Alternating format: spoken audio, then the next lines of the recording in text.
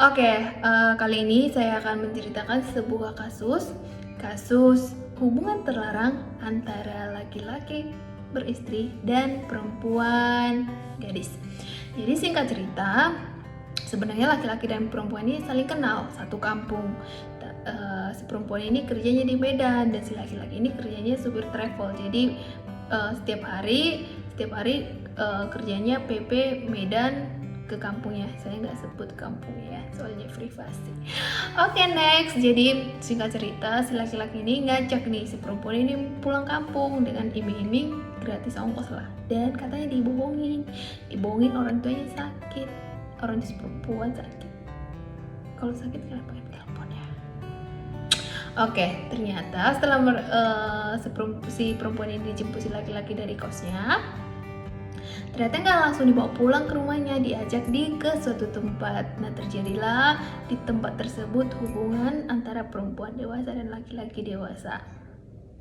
Kemudian ternyata hubungan mereka tidak berhenti di situ saja. Hubungan mereka malah jadi lanjut terus.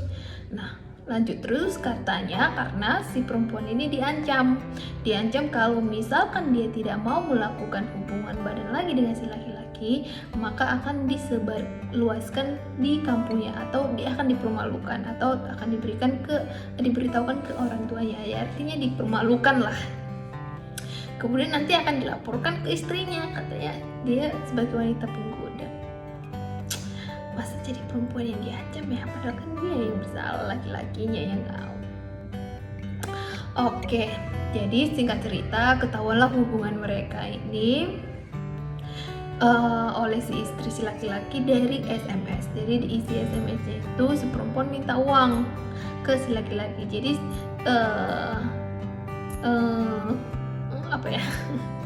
jadi sebenarnya si perempuan ini sudah sering minta uang ke si laki-laki. Jadi agak heran juga sih kalau misalkan di bawah ancaman tetapi si perempuan selalu minta uang. Dan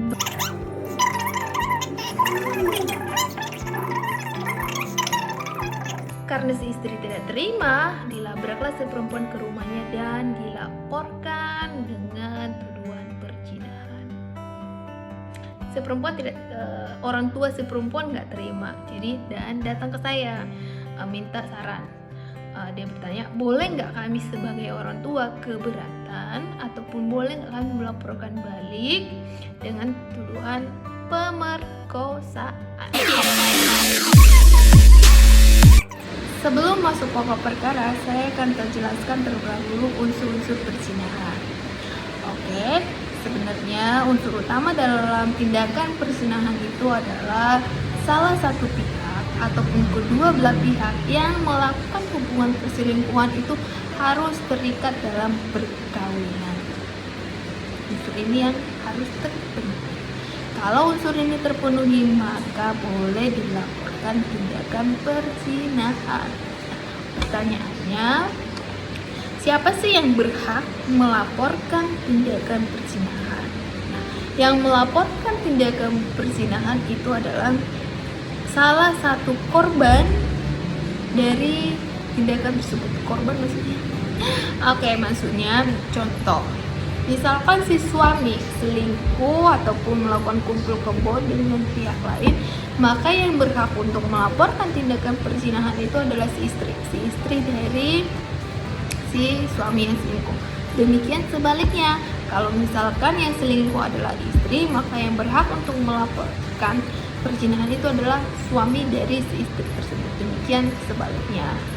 Jadi hati-hati buat perempuan yang belum menikah bermain dengan suami orang, ataupun laki-laki lagi yang bermain dengan istri orang. Nanti bisa dilaporin loh.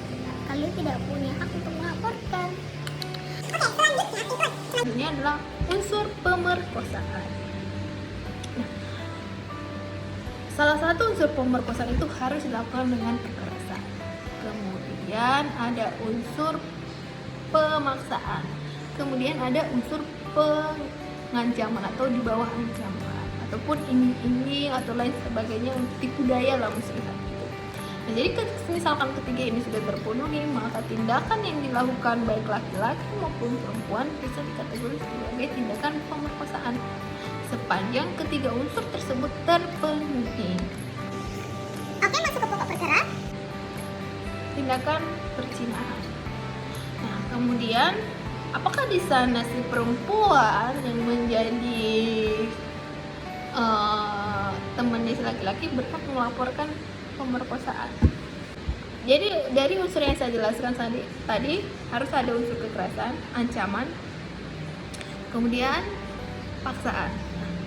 Dari keterangan yang saya dapatkan katanya ada unsur ancaman.